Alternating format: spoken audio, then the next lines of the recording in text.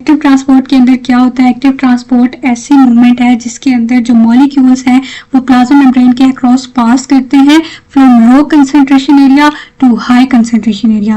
चूंकि low concentration area से high concentration area की तरफ मूवमेंट होनी है तो हमें एनर्जी सप्लाई करनी पड़ेगी। स्टूडेंट्स, इसके अंदर एनर्जी सप्लाई की जाती है against the concentration, gradient movement होती है लो टू हाई। ठीक है। Active transport through carrier proteins. Students, जिन कैरियर प्रोटीन्स की हमने फैसिलिटेटेड डिफीजन के अंदर बात की थी वही कैरियर प्रोटीन्स एक्टिव ट्रांसपोर्ट के अंदर भी रोल प्ले करती हैं। ठीक है स्टूडेंट्स, फैसिलिटेटेड डिफीजन में चैनल प्रोटीन्स भी रोल प्ले कर रही होती हैं, कैरियर प्रोटीन्स भी रोल प्ले कर रही होती हैं, लेकिन ये जो एक्टिव ट्रांसपोर्ट है इसके अंदर सिर्फ कैरियर प्रोटीन्स रोल प्ले करती हैं। ठीक है। कैरियर प्रोटीन्स कौन सी प्रोटीन है? जो कि जिनके अंदर चेंज होता है, कन्फर्मेशनल चेंज आता है जब उनके साथ मॉलिक्यूल अटैच होते हैं।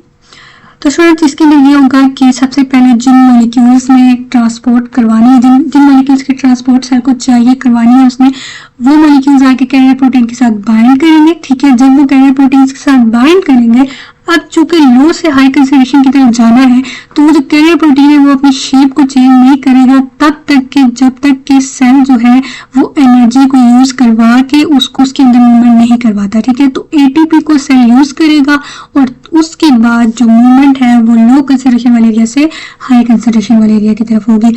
इसके अंदर हमारे पास बहुत इंपॉर्टेंट एग्जांपल आ जाती है जो हमारे नर्व के सेल्स हैं। ठीक है।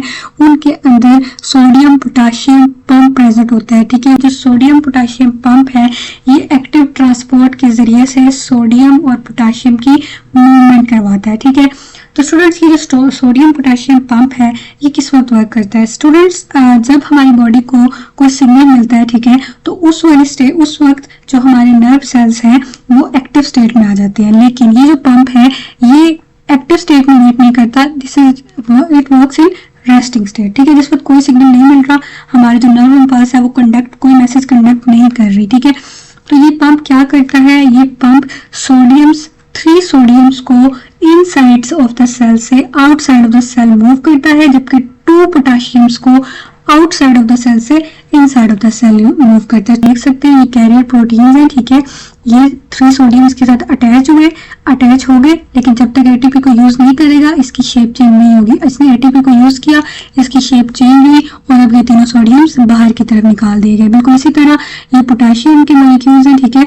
पोटाशियम बाहर से 2 पोटाशियम लेगा। ठीक है। ऑलरेडी बाहर कम कंसंट्रेशन में फॉस्फेट को यूज करेगा, एटीपी को यूज करेगा और अपनी शेप को चेंज करके इन पोटाशियम को अंदर लेकर आएगा।